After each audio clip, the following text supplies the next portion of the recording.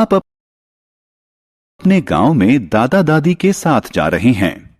हालांकि इस बार यहां सब कुछ पहले जैसा नहीं है। इस बार आपने देखा कि झील, तालाब और कुएं सूखे हुए हैं। भूमि झुलसी हुई है और इसमें दरारें हैं। गांव के लोगों को पीने का पानी लाने के लिए 10 किलोमीटर दूर जाना पड़ता है। चारों ओर हाहाकार मचा हुआ है।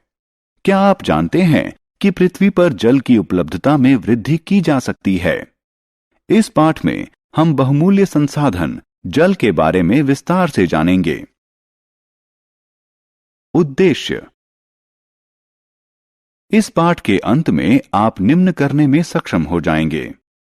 पृथ्वी पर जल उपलब्धता के बारे में कुछ तथ्य जानना, जल की विभिन्न अवस्थाओं को सूचीबद्ध करना, भूमिगत जल के महत्व को समझना, भौमिक जल स्तर को परिभाषित करना, भौमिक जल स्तर के अवक्षय के कारकों को सूचीबद्ध करना। पृथ्वी पर जल की उपलब्धता। पृथ्वी को नीला ग्रह कहा जाता है। क्या आप कारण का अनुमान लगा सकते हैं? हां, पृथ्वी की सतह का 71% भाग जल से घिरा है। यह जल नदियों, तालाबों, महासागरों और झरनों के रूप में है, जिसके कारण इसे अंतरिक्ष से देखने पर इसका रंग नीला दिखाई देता है। हालांकि पृथ्वी पर उपलब्ध जल का 97% जल खारा है, इसलिए यह ना तो घरेलू उपयोग के योग्य है और ना ही कृषि और औद्योगिक इस्तेमाल के लायक है।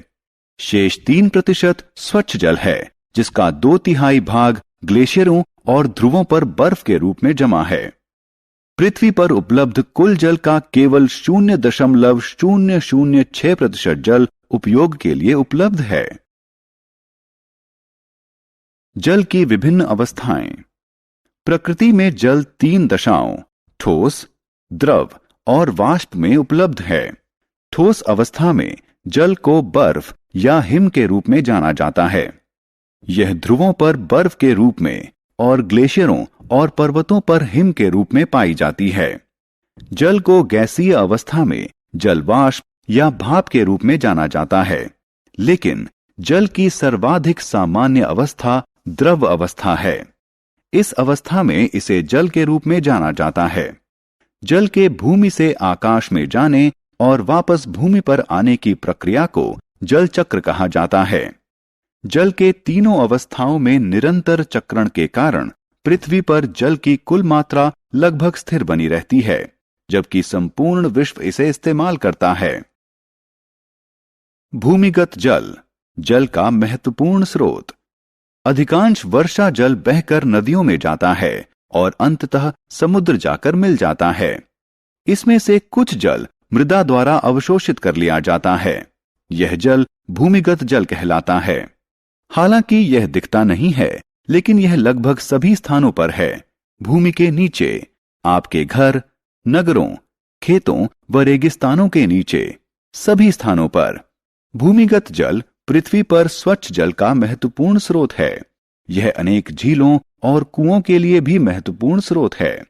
हम में से अधिकांश लोग भूमिगत जल को प्रतिदिन पीते हैं।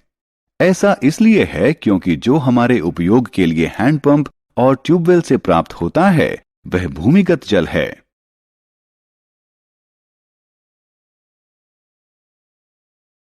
भौमिक जल स्तर। भूमि के भीतर वह सबसे ऊपरी स्तर जो पूर्ण रूप से जल से भरा हुआ होता है, भौमिक जल स्तर कहलाता है। भूमिगत जल इस भौमिक जल स्तर के नीचे पाया जाता है।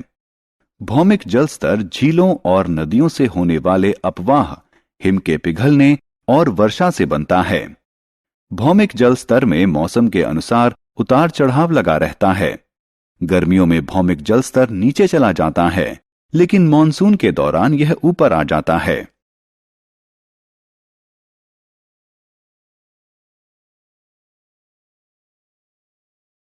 भौमिक जल स्तर। आपने अपने गांव में भारी वर्षा भी अवश्य देखी होगी। छोटे छोटे गड्ढों में हुआ जल भराव भी देखा होगा। कुछ घंटों के बाद गड्ढों में भरा हुआ पानी विलुप्त हो जाता है। यह सारा जल कहां विलुप्त हो गया? इस जल का रिसाव भूमि के भीतर हो गया। भूमि के भीतर जल के रिसाव को अंतःस्पंदन कहा जाता है। इस प्रक्रिया के द्वारा भूमिगत जल का स्तर फिर से ऊपर आ जाता है। भौमिक जल स्तर के नीचे कठोर शैल की परतों के मध्य भारी मात्रा में भरे हुए भूमिगत जल को जलवाही कहा जाता है। जहां भौमिक जल स्तर भूमि की सतह के निकट होता है, वहां जलवाही जल को कुएं खोदकर बाहर निकाला जाता है। भौमिक जल स्तर का अवक्षय। भूमि के भीतर से निकाले गए भूमिगत जल के कारण रिक्त हुआ स्थान वर्षा जल के रिसाव से फिर से भर जाता है। हमारे द्वारा भारी मात्रा में जल निकाले जाने के बावजूद भौमिक जल स्तर बहुत अधिक प्रभावित नहीं होता है, क्योंकि यह प्राकृतिक प्रक्रिया के द्वारा फिर से भर जाता है। हालांकि पर्याप्त रूप से न भरे जाने पर भौमिक जल स्तर नीचे जा सकता है। ऐसा अनेक कारणों से हो सकता है, जैसे बढ़ती हुई जनसंख्या, तेजी से बढ़ते हुए उद्योग, कृषि गतिविधियां, कम वर्षा और निर्वनीकरण इत्यादि।